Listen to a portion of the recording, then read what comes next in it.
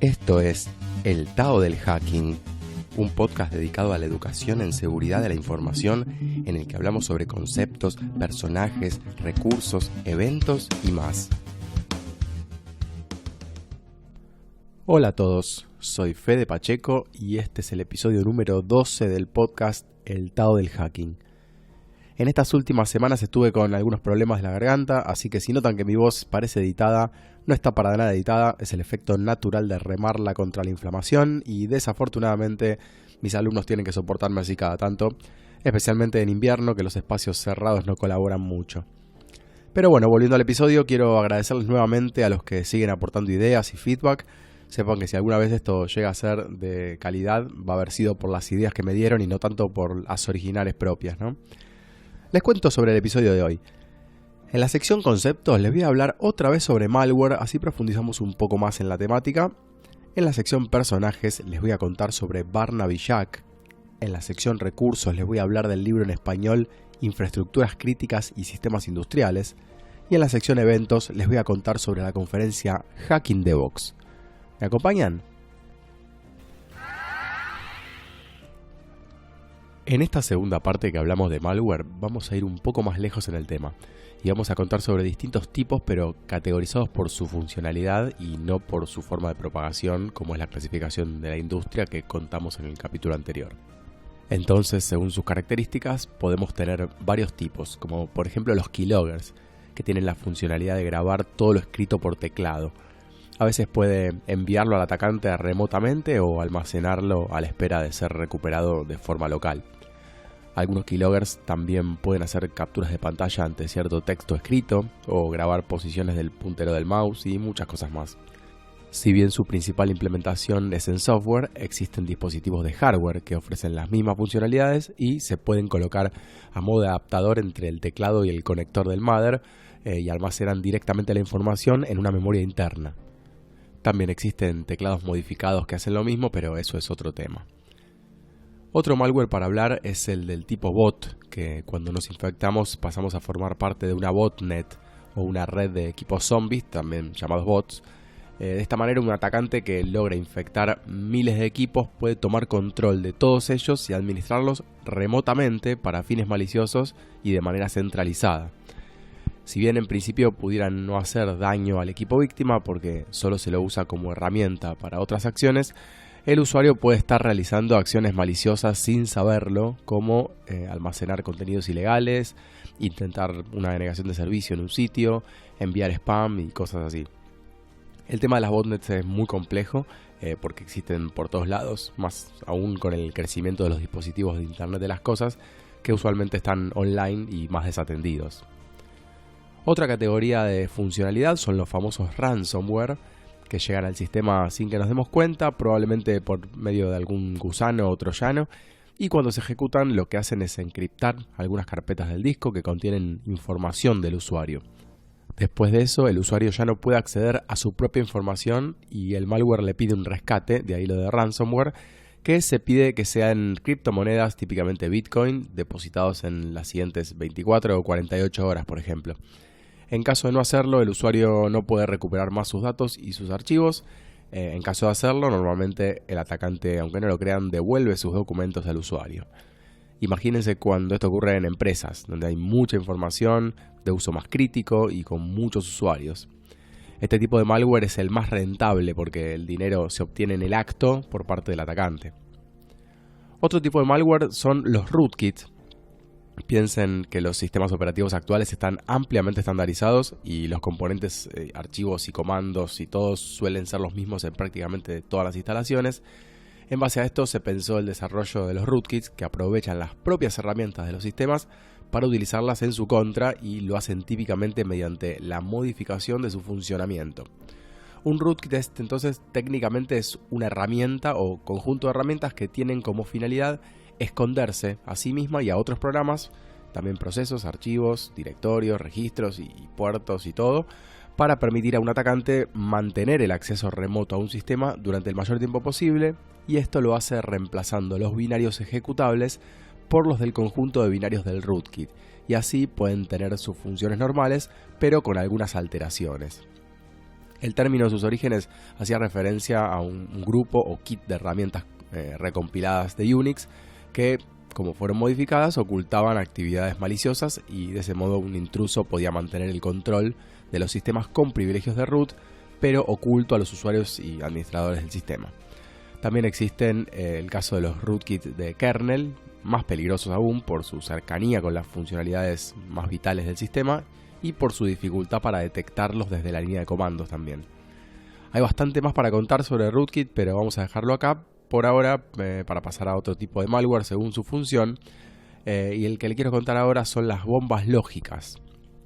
Las bombas lógicas en realidad son una funcionalidad bastante vieja pero muy interesante, que se incluye en mucho malware y que implica que se realicen ciertas acciones ante ciertos escenarios. Es decir, por ejemplo, si se cumplen ciertas condiciones en el sistema, se activa o haga algo. Esto podría ser, por ejemplo, cuando se instala algo, o cuando se elimina algo, o cuando se cambia la dirección de red, o cualquier combinación de cosas que incluya desde el tiempo, la forma, el entorno y cualquier variable que se pueda medir en el sistema. Si se dan esas determinadas condiciones, el malware activa cierta función y si se dan otras puede activar incluso otra cosa. Obviamente cualquier malware puede contener múltiples funcionalidades, acá solo mencionamos algunas pocas, y distintas formas de propagación incluso, por lo que hoy en día el malware es muy complejo y de hecho son piezas de software sumamente sofisticadas, aunque no lo crean, que tienen la capacidad de esconderse del sistema, activarse según condiciones, explotar vulnerabilidades, generar conexiones externas, manejar algoritmos de cifrado y mucho más. Y si bien hay más tipos, por ahora dejamos acá con las funcionalidades del malware, así avanzamos con el tema de los antivirus. Porque claro, la protección principal contra el malware son los antivirus. Y decimos antivirus y no anti-malware solo por costumbre, porque todos entienden a qué nos referimos y así es el nombre que le quedó a los productos. Los antivirus suelen estar basados en un modelo que consta de un módulo de control y un módulo de respuesta. La detección se hace de dos formas. Por un lado, mediante el uso de firmas para hacer comparación de patrones estáticos, y por el otro, el método heurístico que se relaciona con el análisis de comportamiento, que hoy es la técnica principal de detección. La complejidad del trabajo de detección es bastante alta. En el caso de las firmas, lo que hace es encontrar fragmentos del código estático que contiene las instrucciones que producen el comportamiento malicioso, y si ese fragmento se encuentra dentro de un ejecutable, se lo considera infectado. Obviamente no es tan sencillo como lo cuento, porque a una mínima variación de solo un bit ya la detección no sería tan estática y de hecho existen las llamadas firmas genéricas y otras técnicas que permiten ampliar el alcance y la precisión en la detección. En el caso de la heurística, lo que hace el antivirus es ejecutar el malware en un pequeño entorno virtual aislado en memoria, que sería una sandbox o como si fuera una máquina virtual chiquita, y al ejecutarlo puede detectar las características de su comportamiento y verificar qué es lo que hacen. En caso de que ejecute acciones que el software considera maliciosas, aumenta la probabilidad de ser marcado como malware y cuantas más acciones maliciosas detecta, más probable es que se considere malware. Aunque es difícil llegar a una total certeza, como en el caso de las firmas, donde la comparación de patrones es directa y segura. Una pregunta que surge con mucha frecuencia en clases y charlas es ¿cuál es el mejor antivirus? Y lo cierto es que no es sencillo responder esto porque cada uno tiene distintas cualidades y hay muchas cuestiones que pueden analizarse para determinar la calidad, cosa que no es tan simple. De hecho, hay varios laboratorios independientes que realizan pruebas comparativas y publican sus resultados detallando el tipo de análisis que se hizo. Los más importantes son AB Comparatives, AB Test y Virus Bulletin, pero hay algunos más. Lo que pueden encontrar ahí son los benchmarks de distintas funcionalidades, como por ejemplo la eficiencia en la detección con distintos métodos, la detección por red, la detección local, la velocidad, etc. Cada vez que se hacen publicaciones de nuevos tests van a ver que el ranking cambia y el que hoy era el mejor en algo, la próxima vez sale más abajo y lo supera otro que estaba más abajo y así todo. Es dinámico, como el propio mundo del software. En la práctica les recomiendo que antes de piratear un antivirus, eso sí, se descarguen y se instalen alguno gratuito, por favor, porque no es una buena idea que el sistema que debería protegerme esté pirateado. Creo que en este caso es demasiado arriesgado. Para terminar, tengan en cuenta que si bien cuando nos referimos al malware en general estamos hablando sin decirlo de los sistemas Windows, También existen códigos maliciosos que afectan a plataformas distintas como Linux y Mac, aunque sean mucho menos. Esto puede parecer a primera vista imposible, pero piensen que gran parte de las infecciones están vinculadas al comportamiento del usuario y no al sistema operativo ni cómo funciona, con lo cual el hecho de que nuevos sistemas estén disponibles para usuarios finales hace que se desarrollen códigos maliciosos para aprovecharse de ellos. El malware entonces no es en sí mismo dominio de un sistema operativo, sino un concepto que puede aplicarse tanto en Windows como en otros sistemas. Esto incluye también a los distintos sistemas para teléfonos móviles como iOS, Android y Windows Mobile.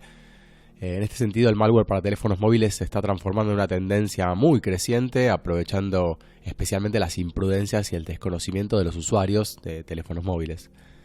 Y bueno, con esto cerramos esta segunda parte del tema de malware y veremos si más adelante continuamos ampliando y profundizando en la temática.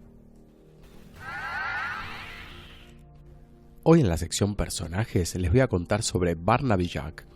Barnaby Jack fue un hacker neozelandés que trabajó como investigador en temas de seguridad y se hizo conocido allá por el 2010 cuando presentó en el evento Black Hat su investigación sobre cómo podía explotar vulnerabilidades de cajeros automáticos del tipo ATM, y en la demostración hizo saltar billetes falsos en el escenario para visualizar un poco los resultados del ataque, ¿no? En el ataque este mostraba cómo podía hacer salir billetes sin retirar dinero de la cuenta bancaria. El ataque tenía sus variantes, podía ser físicos o completamente remotos y automatizados, y en ambos casos previa infección del sistema con malware que a su vez requería de la explotación de vulnerabilidades de red. Todo un arte para Barnaby Jack.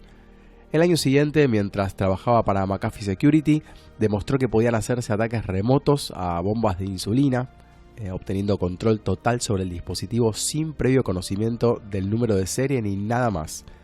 En la demostración mostró cómo podía cambiarse el nivel de insulina dispensado con consecuencias potencialmente letales, obviamente, para la persona. Al otro año, en la RSA Conference, amplió el rango de ataque mostrando que podía hacer el mismo ataque desde una distancia de 90 metros usando una antena de alta ganancia. Y ese mismo año demostró que podía atacar también los marcapasos, inspirado en un capítulo de la serie Homeland y usando una técnica mucho más simple que la planteada en esa ficción.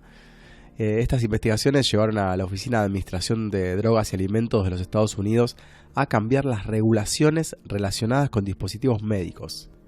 Imagínense el impacto de las investigaciones de esta persona. La carrera de Barnaby Jack parecía dispararse al estrellato desde 2010. Incluso llegó a visitar Buenos Aires ese año para dar una charla en la conferencia Ecoparty, que fue aplaudida hasta el cansancio. Recuerdo la expectativa que había en la sala ese día. Casi todos sabíamos lo que iba a mostrar, pero escuchamos fascinados el desarrollo del ataque como si no supiéramos nada. En julio de 2013, a los 35 años, Barnaby Jack fue encontrado muerto por su novia en su departamento en San Francisco. De acuerdo al reporte, murió de una sobredosis de heroína, cocaína y otras drogas. En esos días se preparaba para dar una conferencia en Black Hat Las Vegas, donde iba a mostrar los ataques a implantes cardíacos. Para ese entonces era el director de seguridad en dispositivos embebidos en la empresa IOActive. Es difícil no hacer un paralelismo entre este caso y el de Aaron Swartz, del que hablaremos en algún momento. La comunidad de seguridad siempre se mostró reticente a aceptar la versión oficial de los hechos, pero al día de la fecha, la muerte de Barnaby Jack continúa siendo un misterio. Hoy en la sección Recursos les voy a contar sobre el libro Infraestructuras críticas y sistemas industriales, que lo escribió el español Juan Francisco Bolívar, así que está en su idioma original. Para los que no saben, estas infraestructuras, este tipo de infraestructuras controlan los servicios básicos para los ciudadanos y se consideran críticos porque de ellos depende el bienestar de la población general. Juan Francisco volcó su experiencia en auditoría en este tipo de sistemas para explicar cómo se auditan a través de las diferentes interfaces de acceso, cómo funcionan los protocolos y cuál es la arquitectura de los sistemas SCADA que se implementan en muchas fábricas. El libro explica el uso de dispositivos que al actuar pueden crear incidentes que trascienden las barreras del software y actúan sobre el mundo físico, como los usados en centrales nucleares, transporte de gas, sistemas eléctricos y otros. El contenido incluye explicación de las tecnologías que forman parte de los sistemas industriales, cuáles son sus protocolos y sistemas, cómo se pueden localizar los objetivos y cuáles son las herramientas para hacer penetration testing sobre los sistemas. Van a ver que se usan herramientas ya conocidas como Nmap, Nessus, Metasploit y hasta una versión de Kali Linux modificada para pentesting de sistemas industriales que se llama Moki.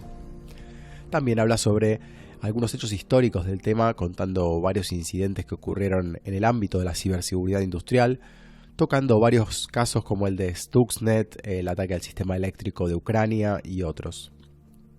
Para terminar, el libro explora además las buenas prácticas y recomendaciones para la securización de los sistemas para poder también protegerlos y no solamente atacarlos. Así que si les interesa el mundo de la ciberseguridad industrial y la protección de infraestructuras críticas, este es mi libro recomendado y además, como les decía, está en español, así que podemos aprovecharlo mucho más. Hoy en la sección eventos les voy a hablar sobre Hack in the Box Security Conference. Hack in the Box o HITB SecConf es un evento que se hace anualmente desde el año 2002 en Kuala Lumpur, Malasia y Ámsterdam, Holanda, y con los años se extendió a Dubái, Singapur, China y Bahrein. Es uno de los eventos más importantes del mundo, aunque como dijimos recién esté bastante enfocado al mercado asiático, ¿no? El público que pueden encontrarse es muy variado y los oradores son de los mejores del mundo, como en otras que mencionamos. En general los oradores muchas veces circulan por eventos de todo el mundo, así que se puede tener muy buen nivel en muchos eventos en ese año. Se dice que Hack in the Box es un evento de alto nivel técnico, así que tiene una gran reputación dentro del ámbito de la seguridad y por eso es una de las preferidas de los investigadores y profesionales que quieren mostrar sus trabajos.